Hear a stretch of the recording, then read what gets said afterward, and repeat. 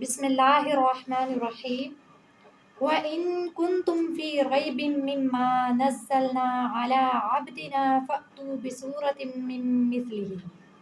وَإِن كُنتُم اور اگر تم ہو فی ریب کسی بھی شک میں مما اس کے بارے میں نزلنا جو ہم نے نازل کیا علی عبدنا اپنے بندے پر فَأْتُوا بِسُورَةٍ مِّن مِّثْلِهِ پس تم لے آؤ اس کی جیسے کوئی ایک صورت وَادْعُوا شُهَدَاءَکُمْ اور بلا لو اپنے گواہوں کو بھی اپنے مددگاروں کو بھی من دون اللہ اللہ کے سوا ان کنتم صادقین اگر تم سچے ہو۔ اس سے پچھلی آیت میں ہم نے پڑھا کہ توحید کے بارے میں دلائل دیے گئے،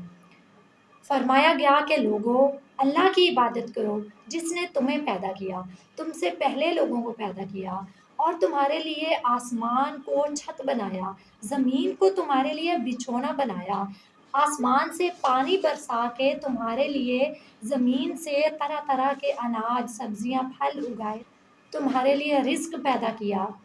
تو تم اس رب کی عبادت کرو اور اس کے ساتھ کسی کو شریک نہ ٹھہراؤ۔ مطلب پچھلی آیات میں اسلام کے بنیادی عقیدہ توحید کو بیان کیا گیا، اور اس آیت میں اب اسلام کے دوسرے عقیدہ رسالت کو بیان کیا جا رہا ہے، اور عقیدہ رسالت کے ساتھ نبی کریم صلی اللہ علیہ وآلہ وسلم پہ نازل ہونے والی کتاب یعنی قرآن کریم کی عظمت کو بیان کیا جا رہا ہے۔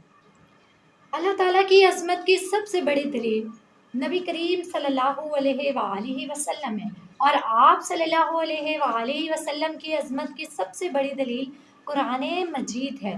اس آیت میں قرآن کے منکرین کو ایک بہت بڑا چیلنج کیا جا رہا ہے۔ اس سے پہلے بھی مکہ میں بھی اس طرح کے چیلنج کیے جا چکے، سورہ ہود میں، سورہ یونس میں، سورہ طور میں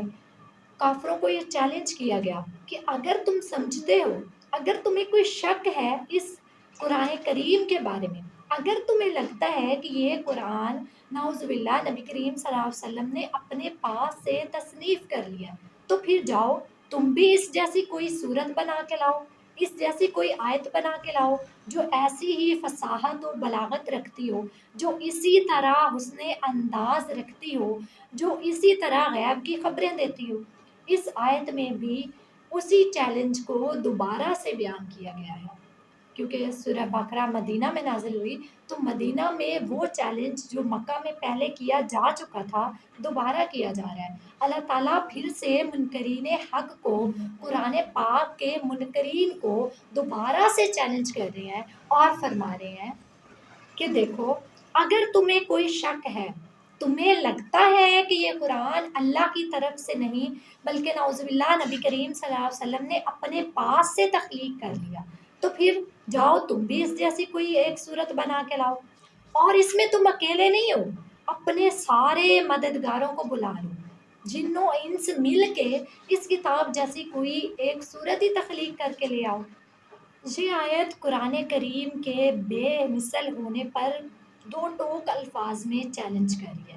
اور ان لوگوں کو جو قرآن پاک پہ سوالات اٹھاتے تھے، جو اس کے بارے میں شک میں تھے کہ یہ نعوذ باللہ نبی کریم صلی اللہ علیہ وسلم نے اپنے پاس سے تخلیق کر لی، ان سب کو خاموش کروا دیا گیا اور وہ سب عاجز آ گئے۔ یہاں پہ ایک ایسی قوم کو چیلنج کیا جا رہا ہے جو فصاحت و بلاغت کے شاہ سوار تھے،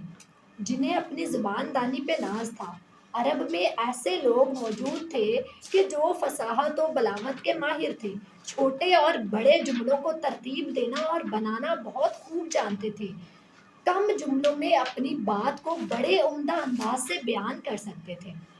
لوگ ان کے سامنے عاجز آ جاتے، لوگ ان کی فصاحت و بلاغت کا مقابلہ نہیں کر سکتے تھے۔ ایسی قوم کو اللہ تعالیٰ چیلنج کر رہے ہیں کہ دیکھو اگر تمہیں لگتا ہے کہ یہ کتاب قرآن پاک رب عظیم کی طرف سے نہیں ہے، تو پھر تم بھی اس جیسی ایک کتاب بنا کے لاؤ نا، تم بھی اس جیسی کوئی صورت بنا کے لاؤ، کیونکہ تم تو فصاحت و بلاغت کے شاہ سوار ہو، تم میں تو اپنی زبان دانی پہ بڑا ناز ہے، تو جاؤ پھر بنا کے لاؤ اس جیسی کوئی ایک صورت۔ اور وہ لوگ جنہیں اپنی زبان دانی پہ اتنا ناز تھا وہ خاموش ہیں،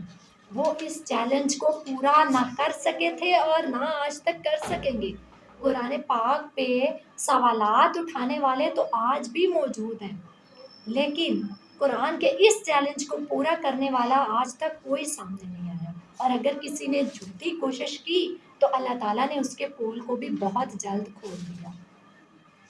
اس آیت میں عبدنا کے الفاظ استعمال ہوئے ہیں،